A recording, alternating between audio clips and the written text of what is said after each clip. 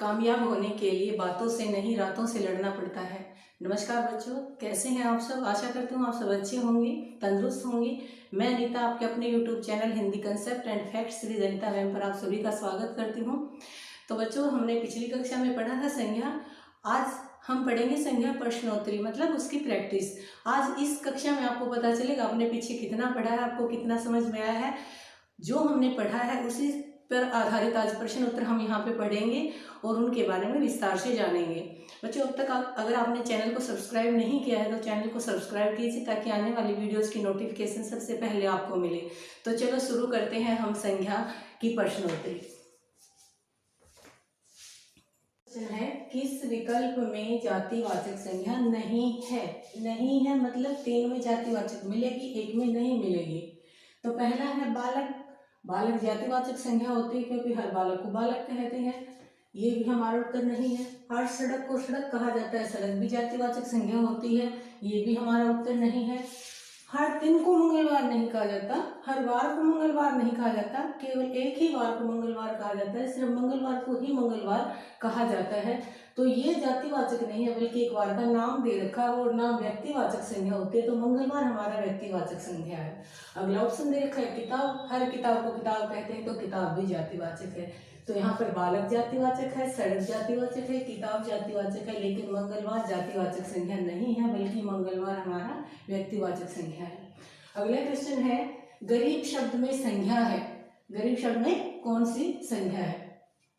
अगर देखा जाए तो यहीं से हमें पता चल रहा है कि गरीब शब्द जो होता है ये संज्ञा होता ही नहीं है। गरीब शब्द विशेषण होता है। जैसा कि हम कहते हैं वो एक गरीब आदमी है, तो उस आदमी की विशेषता क्या है, वो गरीब है। तो यहाँ पर व्यक्तिवाचक भी नहीं है, जातिवाचक भी नहीं है, भाववाचक भी नहीं है। ऑप्शन दे रखा है इनमें से कोई नहीं। तो हमारा उत्तर आएगा इनमें से कोई नहीं। क्यों? क्योंकि ये शब्द संज्ञा है ही नहीं, बल्कि ये शब्द एक विशेषण है। किस विकल्प में जातिवाचक संज्ञा नहीं है। नहीं है मतलब 3 जगह पर जातिवाचक दे रखी है, 1 में जातिवाचक नहीं दे रखी। बीमार। बीमार शब्द जो होता है वो संज्ञा नहीं होता, बल्कि बीमार शब्द विशेषण होता है। जैसे हम कहते हैं बीमार बालक, बच्चा बीमार हो गया, बच्चे की विशेषता क्या है, बीमार। तो ये हमारा विशेषण है। घोड़ा जातिवाचक संज्ञा होती है, हर घोड़े को घोड़ा कहते हैं। बच्चा जातिवाचक संज्ञा होती है क्योंकि हर बच्चे को बच्चा कहते हैं। राज्य भी जातिवाचक संज्ञा होती है क्योंकि हर राज्य को राज्य कहते हैं। तो ये भी जातिवाचक संज्ञा, ये भी जातिवाचक संज्ञा है, ये भी जातिवाचक संज्ञा है। लेकिन जो बीमार शब्द है वो जातिवाचक संज्ञा नहीं है, एक अवस्था होती है, विशेषण होता है, गुणवाचक विशेषण होता है। तो ये हमारा उत्तर नहीं है। तो पढ़ते हैं अगले। किस विकल्प में भाववाचक संज्ञा नहीं है। लाल शब्द से लालिमा बनता है, लालिमा आपकी भाववाचक संज्ञा है। माँ आपकी जातिवाचक संज्ञा है। बुढ़ापा बूढ़ा शब्द से बनता है, भाववाचक संज्ञा है। प्रेम भी भाववाचक संज्ञा है। लालिमा भी भाव होता है, बुढ़ापा भी भाव होता है और प्रेम भी भाव होता है, लेकिन माँ जातिवाचक होता है। तो ये आपका उत्तर आ जाएगा, ये आपकी भाववाचक संज्ञा नहीं है। नेक्स्ट क्वेश्चन है हमारा, किस विकल्प में व्यक्तिवाचक संज्ञा है। अब देखो, हिमालय एक पर्वत का नाम है, रामायण एक ग्रंथ का नाम है, कोटा एक शहर का नाम है, और सभी नाम किसके अंदर आते हैं, हमारी व्यक्तिवाचक संज्ञा के अंदर आते हैं। जैसा कि हम पिछली कक्षा में पढ़ भी चुके हैं। तो ये हमारा क्या रहेगा, व्यक्तिवाचक संज्ञा। उत्तर तो हमें यहीं पे मिल गया, फिर भी हम अगले ऑप्शंस को और देखते हैं। कक्षा है, कक्षा आप सभी को पता है समूहवाचक संज्ञा होता है, गाय जातिवाचक संज्ञा होता है, तोता जातिवाचक संज्ञा होता है। तो ये तो हमारा उत्तर नहीं है। मनुष्य जातिवाचक संज्ञा है, पहाड़ व्यक्तिवाचक संज्ञा है, पहाड़ भी जातिवाचक संज्ञा और पुस्तक भी जातिवाचक संज्ञा। तो ये सारी की सारी जातिवाचक है, तो ये भी हमारा उत्तर नहीं हो सकता।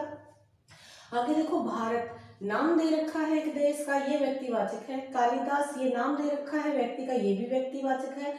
आगे देखते हैं नदी, लेकिन नदी व्यक्तिवाचक नहीं है क्योंकि दुनिया की हर नदी को नदी कह के बुलाते हैं। तो नदी हमारा कौन सी संज्ञा बन जाता है, जातिवाचक संज्ञा बन जाता है। तो ये भी हमारा ऑप्शन नहीं हो सकता क्योंकि पहले 2 तो व्यक्तिवाचक है, लेकिन जो तीसरा ऑप्शन हमारा दे रखा है वो जातिवाचक का है, ये भी हमारा उत्तर नहीं है। तो यहाँ पर हमारा उत्तर क्या बनेगा, पहला ही बन जाएगा। हिमालय, रामायण और कोटा ये क्या है, व्यक्तिवाचक संज्ञाएं है। संज्ञा का भेद नहीं है, संज्ञा का भेद नहीं है। व्यक्तिवाचक संज्ञा होता है ये, समूहवाचक संज्ञा ये भी संज्ञा का भेद है, जातिवाचक संज्ञा ये भी संज्ञा का भेद है, लेकिन निजवाचक सर्वनाम होता है, निजवाचक संज्ञा नहीं होता। तो जो हमारा उत्तर रहेगा यहाँ पर वो रहेगा निजवाचक, ये संज्ञा नहीं है। निम्नलिखित में से संज्ञा शब्द है, कौन सा संज्ञा शब्द है? हरा शब्द विशेषण होता है, जैसे हमने बोल दिया हरा कपड़ा, तो हरा कपड़े की विशेषता क्या है? हरा है। पतला शब्द भी विशेषण होता है, जैसे हमने कहा पतला आदमी, आदमी की विशेषता क्या है? पतला। दौड़ना क्या होती है? क्रिया होती है। ना ये उत्तर है हमारा, ना ही ये है, ना ही ये है। सभा आपकी समूहवाचक संज्ञा होती है, जैसा कि हमने पिछली क्लास में पढ़ा था, जो जातिवाचक से बनाई जाती है। जब बहुत सारे आदमी इकट्ठा होते हैं तभी सभा होती है, एक आदमी की सभा नहीं होती। तो सभा आपकी संज्ञा है, और कौन सी संज्ञा है? ये जातिवाचक संज्ञा है। तो इस प्रश्न का उत्तर हमारा होगा सभा। कावेरी शब्द किस संज्ञा का उदाहरण है? कावेरी शब्द किस संज्ञा का उदाहरण है? आपको दिखाई दे रहा है यहाँ पर स्पष्ट रूप से, कावेरी क्या है? नाम है, ये एक नदी का नाम लिखा गया है। और वैसे भी हम जानते हैं नाम सारे के सारे किसके अंदर आते हैं? व्यक्तिवाचक संज्ञाओं के अंतर्गत आते हैं। तो समूहवाचक ये भी उत्तर नहीं बनेगा हमारा। व्यक्तिवाचक, हाँ व्यक्तिवाचक है, क्योंकि ये एक नाम है, ये हमारा उत्तर है। लेकिन आगे वाले ऑप्शन में देखते हैं, उन्होंने उनमें क्या लिख रखा? भाववाचक। तो भाव भी नहीं है ये, द्रव्य भी नहीं है ये, तो इस प्रश्न का उत्तर क्या रहेगा? व्यक्तिवाचक संज्ञा। अगला प्रश्न है हमारा, निम्न में से भाववाचक संज्ञा है? कौन सा शब्द, जो चार ऑप्शन दिए हुए हैं हमें, उनमें से कौन सा भाववाचक संज्ञा है? तो दिल्ली एक जगह का नाम लिख रखा है, तो हम जानते हैं नाम व्यक्तिवाचक संज्ञा होता है, ये हमारा उत्तर नहीं है। लड़का कौन सी संज्ञा होता है? जातिवाचक होता है, ये भी हमारा उत्तर नहीं है।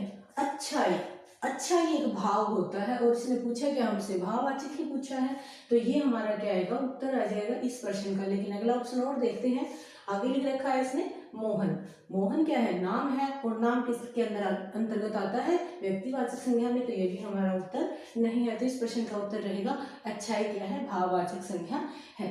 अगला देखते हैं हम, निम्नलिखित में से क्या व्यक्तिवाचक संज्ञा नहीं है? नहीं है का मतलब क्या है? तीन है, एक नहीं है। तो कौवा, अब कौवा आपको पता है एक पक्षी है, लेकिन ये भी किसके अंदर आता है? जाति में। जितने भी कौवे हैं, हर कौवे को हम क्या बोलते हैं? कौवा बोलते हैं। तो ये क्या है? आपका जातिवाचक संज्ञा है। होली क्या है? एक त्योहार है, बहुत सारे त्योहार होते हैं, अगर लिखा जाए त्योहार तो जातिवाचक संज्ञा हो जाएगा, क्योंकि हर त्योहार को हम त्योहार कहते हैं। लेकिन यहाँ पर एक त्योहार का नाम लिखा गया है होली, तो नाम है, तो क्या आएगा? हमारा व्यक्तिवाचक संज्ञा आएगा। लेकिन आगे फिर से देखते हैं हम,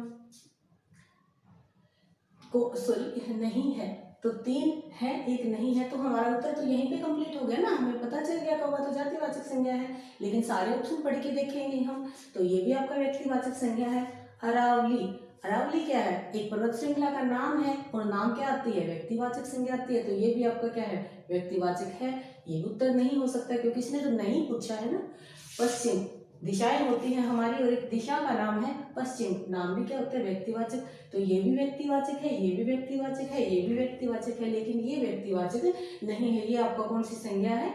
जातिवाचक संज्ञा है। तो हमारा उत्तर क्या आ जाएगा? कौवा व्यक्तिवाचक संज्ञा नहीं है, बल्कि ये कौन सी संज्ञा है? जातिवाचक।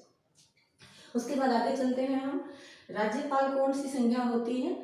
अब इसने बोला भाववाचक, ये भाववाचक संज्ञा तो नहीं है, जातिवाचक संज्ञा।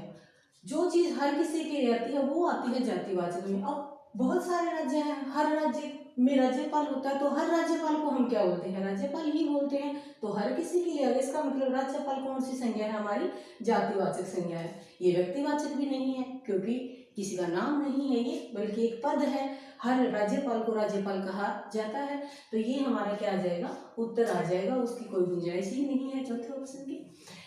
आगे है, निम्नलिखित में से कौन सी द्रववाचक संज्ञा है? निम्नलिखित में से कौन सी द्रववाचक संज्ञा है? खटास, खट्टा से बनता है, ये अपने भाववाचक संज्ञा हो जाएगी। लंबाई लंबा से बनता है, ये भी भाववाचक संज्ञा है। कमरा जातिवाचक संज्ञा है। लेकिन कपड़ा हमारी कौन सी संज्ञा होता है? द्रववाचक संज्ञा होता है। जैसे कि हमने पिछली क्लास में पढ़ा भी था, जो नई चीजों मतलब जातिवाचक का निर्माण करता है। कपड़े से हम शर्ट बनाते हैं, कमीज बनाते हैं, ट्राउजर बनाते हैं। शर्ट, कमीज, ट्राउजर की अगर हम बात करें तो जातिवाचक होता है। तो जो द्रववाचक संज्ञा है वो क्या है? पंडित जी हमारे देश के प्रथम प्रधानमंत्री थे। रेखांकित पद में संज्ञा बताओ। रेखांकित मतलब इस पद में ये शब्द है जो हमारा, ये कौन सी संज्ञा है। तो हम जानते हैं वैसे अगर कोई बोले पंडित जी, तो पंडित जी तो एक जाति होती है, हर पंडित जी को हम पंडित जी बोल देते हैं, एक जाति होती है पंडित जी। लेकिन यहाँ पर जब इन्होंने बोला है कि पंडित जी हमारे देश के प्रथम प्रधानमंत्री थे, तो यहाँ हमें पढ़ते ही पता चल रहा है कि यहाँ किस पंडित जी का जिक्र हो रहा है। यहाँ पंडित जवाहरलाल नेहरू का जिक्र हो रहा है। तो यहाँ पर किसी एक व्यक्ति की बात हो रही है, तो यहाँ पर हमारी संज्ञा क्या बन जाएगी, व्यक्तिवाचक संज्ञा। यहाँ प्रश्न कौन सा है हमारा कि जातिवाचक संज्ञा से व्यक्तिवाचक संज्ञाएं किस प्रकार से बनाई जाती है, वो क्वेश्चन है। बुराइयों से सदैव दूर रहिए, रेखांकित पद में संज्ञा बताएं। तो बुराइयां, अगर बात करते हैं हम बुराई की, तो बुराई कौन सी संज्ञा होती है, भाववाचक संज्ञा होती है।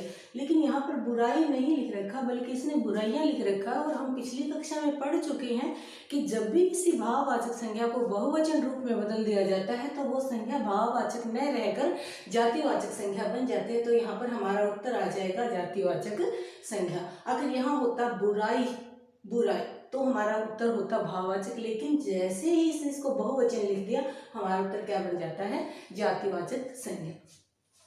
द्रव्यवाचक संज्ञा का चयन कीजिए। कौन सी द्रव्यवाचक संज्ञा है, गंगा, गंगा एक नदी का नाम है, व्यक्तिवाचक संज्ञा है। कड़वाहट क्या है, भाव होता है किसी भी चीज का, कड़वाहट कौन सी संज्ञा हो जाएगी, भाववाचक संज्ञा। तांबा क्या है, तांबा एक धातु है। और हमने पढ़ा है द्रव्यवाचक संज्ञा के अंदर कोई भी धातु है, तरल पदार्थ है, कोई भी गैसीय अवस्था है, ये सारी की सारी क्या होती है, हमारी द्रव्यवाचक संज्ञा होती है। तो ये तांबा क्या आ जाएगा, द्रव्यवाचक संज्ञा आ जाएगा। आगे देखा चिल्लाना, चिल्लाना क्या होती है, क्रिया होती है। तो ये भी उत्तर नहीं है, तो इस प्रश्न का उत्तर रहेगा तांबा। भाववाचक संज्ञा का चयन कीजिए कि ये जो ऑप्शन दे रखे हैं इनमें से कौन सी भाववाचक संज्ञा है। मनुष्य, आप सभी जानते हो मनुष्य जातिवाचक संज्ञा है। पूजनीय जो शब्द होता है ये विशेषण होता है। सीता नाम ले रखा है किसी का भी, और जो नाम होता है वो सारी की सारी व्यक्तिवाचक संज्ञा होती है। लेकिन यहाँ पर लिख रखा है घबराहट, घबराहट कहते हैं भाव होता है, घबराहट हमारी क्या आ जाएगी, भाववाचक संज्ञा।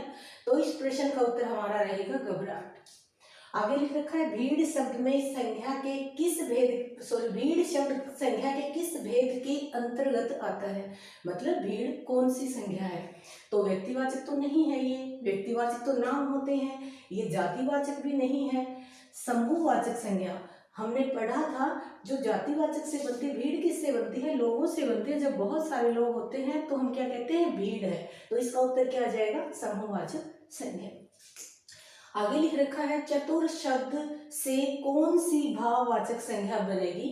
चतुर जो शब्द होता है ये विशेषण होता है हमारा, और इससे भाववाचक संज्ञा अगर बनाना चाहे तो हम कौन सी भाववाचक संज्ञा बनेगी, चतुरता। चतुरता भाववाचक संज्ञा होती है। आगे देख चतुराई, ओ ये भी भाववाचक संज्ञा होती है। चातुर्य ये भी भाववाचक संज्ञा होती है। तो उत्तर आ जाएगा ये सभी। इस प्रश्न का उत्तर आ जाएगा ये सभी। ये तीनों की तीनों जो भाववाचक संज्ञा है वो इसी शब्द से बनती है। तो उत्तर रहेगा हमारा समीप शब्द से निर्मित भाववाचक संज्ञा बताए। समीप शब्द से कौन सी भाववाचक संज्ञा बनती है, समीपपन, नहीं ऐसा तो कोई शब्द नहीं होता, ये तो हमारा उत्तर नहीं है। समीपता, हाँ ये भाववाचक संज्ञा होती है समीपता। सामीप्य ये भी भाववाचक संज्ञा होती है। 2 और 3, दूसरा और तीसरा, हाँ ये हमारे प्रश्न का उत्तर बन जाएगा। समीपता और सामीप्यता दोनों की दोनों ही क्या होती है, भाववाचक संज्ञा होती है। तो हमारा लास्ट क्वेश्चन है आज का। राम नाम है, व्यक्तिवाचक संज्ञा है। नदी जातिवाचक संज्ञा है। घी, घी हमारा द्रव्यवाचक संज्ञा है। और टीम, टीम हमारा समूहवाचक संज्ञा है, क्योंकि खिलाड़ियों से ये बनती है। और खिलाड़ी जातिवाचक संज्ञा है। जब बहुत सारे खिलाड़ी इकट्ठा हो जाएं तो क्या बन जाती है, टीम बन जाती है। तो टीम हमारा क्या रहेगा, समूहवाचक संज्ञा। तो बच्चों आशा करती हूँ आपको आज की क्लास पसंद आई होगी। और अगर आप लोगों ने अब तक चैनल को सब्सक्राइब नहीं किया है तो चैनल को सब्सक्राइब करें। धन्यवाद। मिलते हैं बहुत जल्द हमारी अगली वीडियो में।